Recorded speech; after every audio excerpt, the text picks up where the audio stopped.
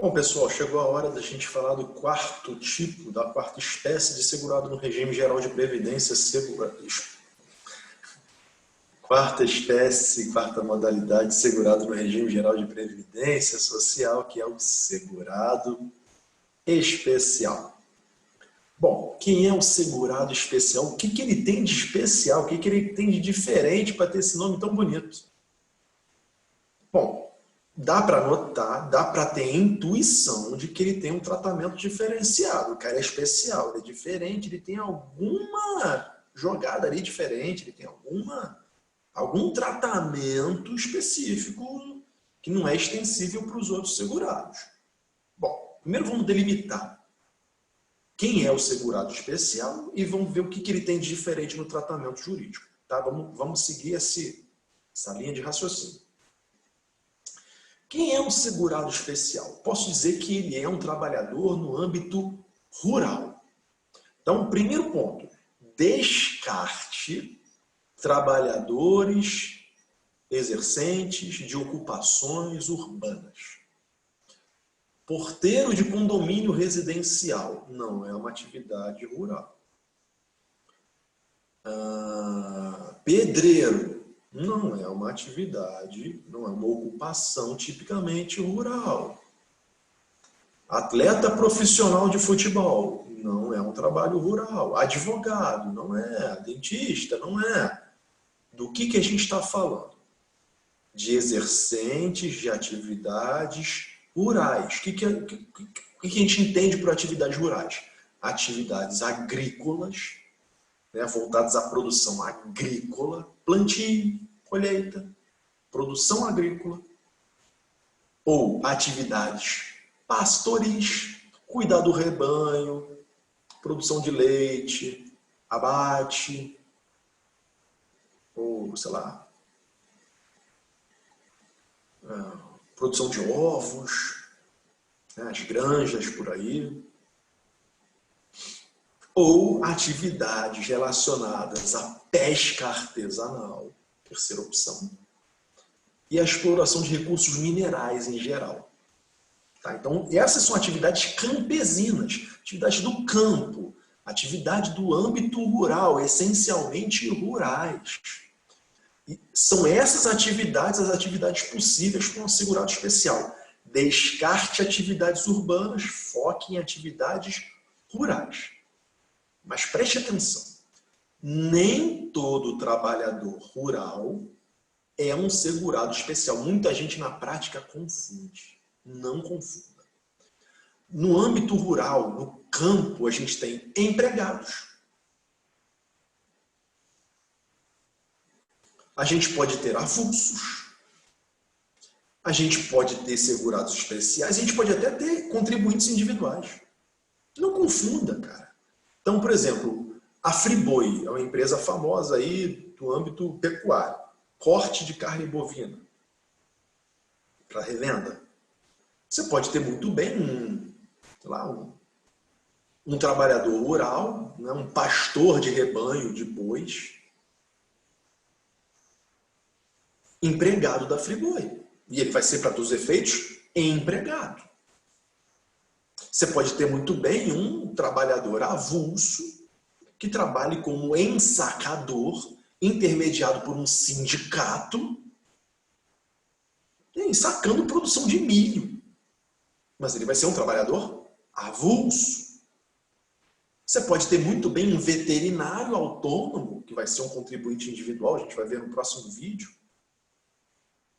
Você pode ter muito bem um técnico agrícola, um técnico agrônomo, sei lá, alguém que trabalhe por conta própria no espaço rural, que não vai ser segurado especial. Então, Igor, quem é o segurado especial? É aquele que exerce uma atividade rural em uma unidade rural de pequena extensão. Primeiro requisito, ser atividade rural. Segundo requisito, exercer essa atividade rural numa unidade rural de pequena extensão. O que é uma unidade rural de pequena extensão para fins previdenciários? É aquela que não excede 4 módulos rurais. o tamanho de um módulo rural está na Lei 4.504, não lembro o ano. Mas você vai lá na Lei 4.504, artigo 50, tem lá a extensão geográfica, a extensão territorial de um módulo rural. Para fins previdenciários, a terra, o espaço de terra cultivado ou trabalhado por esse trabalhador rural não pode exceder 4 módulos fiscais, 4 módulos rurais. Terceiro requisito, para configurar segurado especial, o trabalhador tem que exercer a sua atividade no campo em regime de economia familiar. O que eu quero dizer com isso? O que a lei quer dizer com isso? Exige-se que seja um exercício de trabalho rural para fins de subsistência. Aquele cara que tem um pequeno chãozinho, um pequeno espaço de terra no âmbito rural e usa aquele espaço de terra para produzir em primeiro grau e na essência, com prioridade, para a sua própria subsistência e da sua família. Então ele vive do que planta para viver, para sobreviver. Planta ou cria rebanho, ou cria galinha, sei lá o que ele vai fazer, uma atividade campesina, campo. E aí a lei vai dizer o seguinte, que ele tem que exercer as suas atividades em regime de economia familiar sem empregados permanentes. O que isso quer dizer? Aí vamos para o quarto requisito. O que é o regime de economia familiar? É aquele em que todos os componentes do grupo familiar participam de alguma maneira dessa interação, dessa produção agrícola, desse cuidado com o rebanho, dessa atividade campesina. Então, todo mundo se ajuda ali. É uma família que tem uma pequena, o que não precisa ser proprietária, pode ser meeira, pode ser arrendatária, pode até ser esbulhadora. A AGU lá na AGU já circulou um parecer dizendo assim, olha, mesmo que a terra seja fruto de invasão, para efeitos previdenciários não vai fazer tanta diferença. O que eu quero, o que eu exijo é que para configurar segurado especial, seja um lote pequeno de terra, utilizado para uma atividade campesina, em regime de economia familiar, sem o apoio de empregados permanentes. Então, aquele grupo familiar vai colaborar, vai cooperar para uma agricultura de subsistência, para uma produção de subsistência, sem empregados permanentes. A lei até permite que na época de safra, na época de colheita, em determinados momentos, você possa ter o apoio eventual, a contratação eventual de empregados. Ok? Contrato ou de prestadores de serviços em geral. O que eu não posso ter empregados permanentes. Então, uma fazenda com os empregados permanentes, né, o dono da fazenda, o produtor agrícola, não pode ser segurado especial. Na verdade, vai ser empregador, né? Vai ser contribuinte individual na qualidade de empregador, de empresário. Mas, enfim, isso é uma outra questão. O que eu configurar, então, percebe, o segurado especial é alguém do varejinho da produção agrícola, da pequena produção agrícola de economia familiar sustentável no campo. E aí, o que é a legislação previdenciária? Primeiro, estimular que esse sujeito permaneça no exercício dessas atividades de campo, evitar ou inibir a migração para o centro urbano e estimular, fomentar a sua inclusão previdenciária, porque, em geral, é uma pessoa de baixa renda, de baixa capacidade econômica. A gente não está falando do fazendeiro rico, a gente não está falando do dono da Friboi, a gente não está falando do dono da Sadia, a gente está falando de uma pessoa que tem um pequeno chãozinho, um pequeno espaço de terra, cultiva e produz com o apoio da sua família para uma subsistência, em primeira análise, é para a sua sobrevivência. Tá? Bom, admite-se que esse cara comercialize o produto excedente, sei lá, teve uma boa lavoura, teve uma boa safra de milho, uma boa safra de alface, eu estou agora em Teresópolis.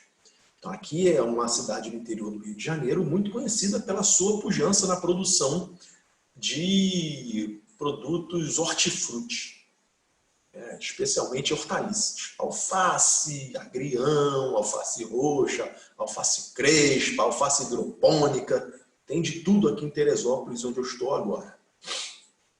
Pois bem, imagine a situação de alguém, de um trabalhador que, na qualidade de meeiro, de arrendatário, ou de proprietário, de uma pequena propriedade, de um pequeno lote rural, produz alfaces. E vamos supor que a produção de alface vá muito bem. A chuva veio na hora certa, a família toda se mobilizou para uma boa produção, para evitar perdas. Esse camarada vive do que planta, ele se alimenta do que planta, mas na medida em que a produção foi boa, ele procura o Ceasa, ele procura uma central de distribuição, ele quer vender o excedente de produção, ele quer comercializar. Pode? Pode. Isso não descaracteriza. E aí, como é que a gente estimula esse carinha, esse segurado especial? Agora vem a parte do tratamento diferenciado. Por que o tratamento dele é diferenciado? Porque ele só é compelido a recolher contribuições previdenciárias se e quando ele comercializar o produto da sua atividade. Então, quando ele comercializa a sua produção, desse resultado econômico da comercialização é que incidirá a sua contribuição previdenciária. Então, nos meses em que ele não comercializa, ele não contribui. Tá? Então, é um tratamento diferenciado, é bem mais benéfico, mas com o objetivo de fidelizar esse homem ao campo, esse trabalhador ao campo, de evitar o seu êxodo do campo para a cidade, para o meio urbano, e para, enfim, estimular a pequena produção familiar agrícola. Então, é um instrumento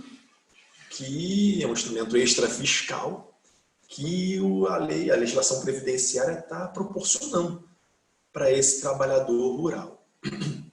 Tá, e nos meses que ele comercializa? Aí ele contribui, mas mesmo assim contribui com uma alíquota muito menor do que os outros segurados. Pra você ter uma ideia, a alíquota da contribuição previdenciária do segurado rural especial é de 1,2% do resultado econômico da sua comercialização, da sua produção agrícola. Então, é uma alíquota bem menor do que a de todos os outros segurados. Então, ele tem uma situação, ele tem um alívio econômico que os outros segurados não têm. Então, por mês em que ele não comercializa a sua produção, ele é livre, ele é exonerado do dever de contribuir. Nos meses em que ele comercializa, ele contribui, mas com uma alíquota bem reduzida. Por isso que ele é especial. É isso que dá a esse segurado esse tratamento diferenciado, esse tratamento, digamos assim, mais cuidadoso, mais atencioso, mais esmerado. Enfim, uma questão de política agrária, uma questão de macropolítica de produção rural, agrícola, pastoril, hortifrutigranjeira, mineratória, mas sempre em caráter artesanal, familiar. Meu celular aqui fazendo barulho. De maneira a estimular a presença dessa dinâmica produtiva de pequena escala no campo. Tá?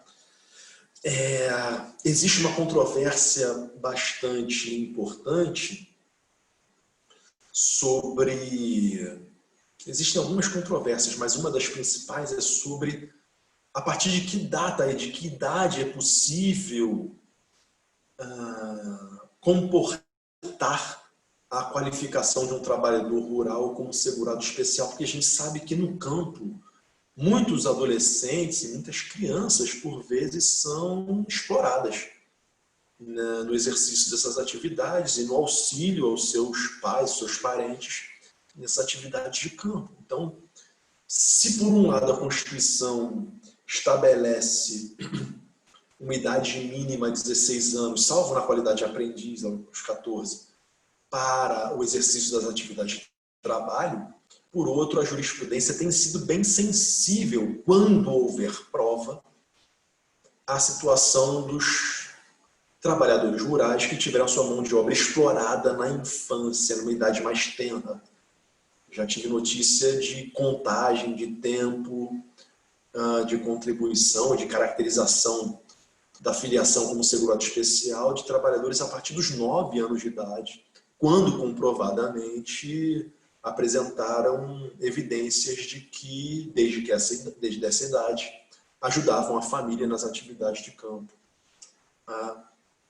Tem outras controvérsias, acho que eu pego assim, eu moro no Rio de Janeiro, então na capital a gente tem menos demandas judiciais que envolvem segurados urbanos, segurados rurais, desculpa, eu recebo menos demandas que envolvem rurais e mais demandas que envolvem urbanos.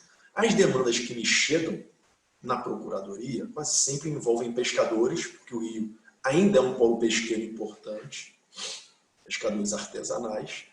Uma ou outra demanda de segurados especiais aqui do Grande Rio, né, de áreas rurais próximas à capital. E, em grande medida, as demandas apresentam a seguinte situação, o seguinte cenário. O sujeito comprovadamente é um trabalhador rural, numa pequena propriedade rural, menor do que 4 módulos, e diz ele planta bananas. E ele tem lá o sindicato dos produtores de banana, do lugarejo dele lá, comprova, não, realmente, ele inclusive é sindicalizado, a gente conhece, ele planta banana, sabe tudo, legal, maneiro. Aí a gente vai puxar a composição familiar dele, ele é casado. Aí a gente vê que a esposa dele é, digamos, ela é vendedora de uma loja comercial na capital do Rio. Aí, o que passa pela minha cabeça? Bom, se ele é casado com uma vendedora que sai todo dia lá da cidadezinha ou do bairro mais afastado para ir para o centro do Rio e trabalhar como vendedora, ela é uma trabalhadora urbana. E se a esposa dele é uma trabalhadora urbana, cadê o regime de economia familiar que a lei exige? Então, é mais ou menos nessa linha a argumentação. Mas, de qualquer jeito, para ser bem franco com vocês, a jurisprudência é sempre muito sensível às postulações dos segurados especiais e, em geral, à existência de vínculos urbanos ou de trabalhos urbanos no histórico dos parentes ou do próprio segurado especial não tem impedido o reconhecimento dessa espécie de segurado para efeitos previdenciários. Tá? A jurisprudência é bem, digamos, bem compreensiva com esse tipo de segurado, porque a intenção do legislador é, de uma forma bem cristalina, bem patente, é protegê-lo e enfim, fomentar que esse segurado permaneça no exercício das suas atividades de campo. Tá?